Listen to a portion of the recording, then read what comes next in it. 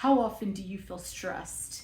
You could feel anxious, you could feel frustrated, you could feel embarrassed or annoyed or bothered, you could feel hurt. In this video, we're going to be practicing and understanding at greater levels how to clear our mind inside in live time. Hi, I'm Faith Escudero, licensed mental health counselor, licensed school psychologist, licensed special ed teacher, and elementary ed teacher. This video is for education purposes only. The most important thing to do throughout this video is simply be interested in understanding more, in being willing to increase your awareness.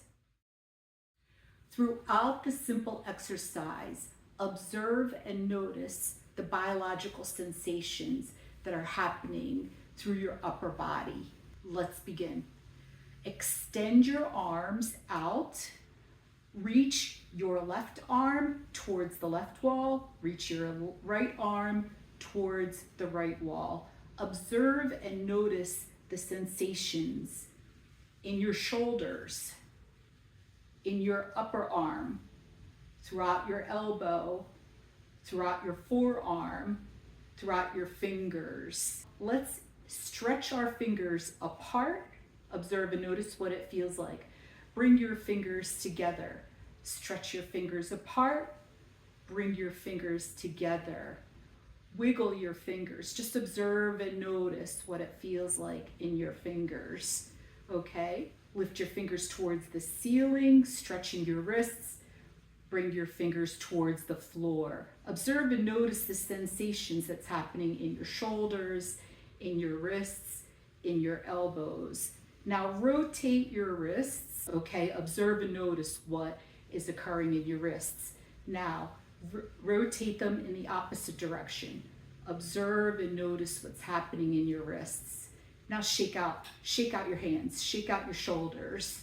Observe and notice what it feels like throughout your arms, throughout your upper body, through your chest, through your fingers.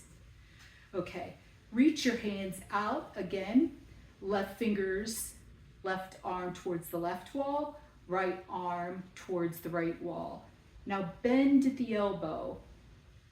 Feel the sensations, observe the sensations in your arms as you're bringing your arms straight, and then you're flexing them towards your chest.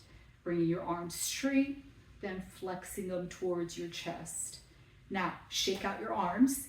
Observe and notice what it feels like through your shoulders, through your hands, through your elbows. Observe and notice. Okay, and let your arms rest. Now let's just do some shoulder rolls. Bring your shoulders up towards your ears. Roll them back. Let them drop down, bring them forward and up, bring them back, bring them down. Observe and notice what it feels like in your right shoulder. Observe and notice what it feels like in your left shoulder. Now, let's go in the opposite direction, rotating our shoulders. Bring your shoulders back, up towards your ears, towards the front and down. Bring your shoulders back, up towards your ears, towards the front and down. Observe and notice what it feels like in your shoulders. Bring all your attention to what's happening in your shoulders, in your upper body, in your chest. Okay, and now let them drop down, let them relax. Okay, let's bring our hands together and our elbows together. Observe and notice the temperature of your hands as it's together. Is it warm? Is it cool? Spread your fingers open. Observe and notice the sensations. Bring your fingers close together again, tight. Observe the sensations. Bring your fingers open and back. Notice the sensations. Okay? Now, squeeze your elbows in.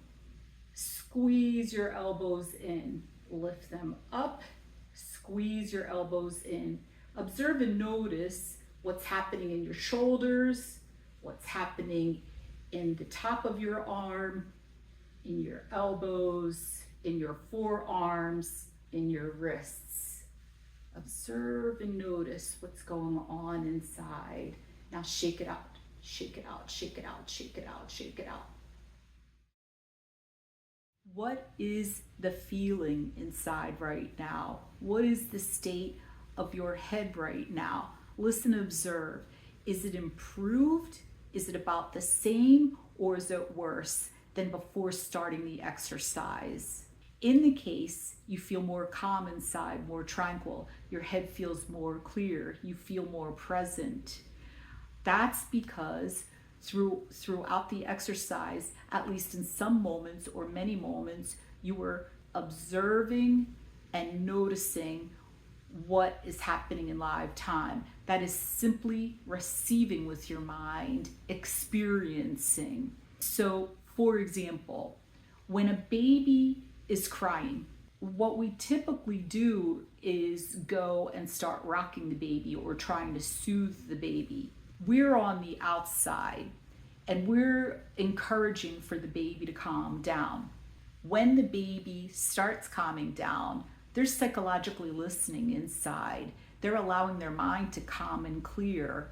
So they're either observing and noticing the sensation of the rocking, or they're observing, noticing the maybe if you're singing to them, the sounds, or you're talking to them, they're observing your voice, what you're communicating. They could be observing and noticing the warmth of your body or the smell of your body. But the more they observe and notice, their mind clears out and they calm down. This is called resilience. It's going from a stressful state, a reactionary state, an emotional state, to a resilient state, a calm state, a clear mind.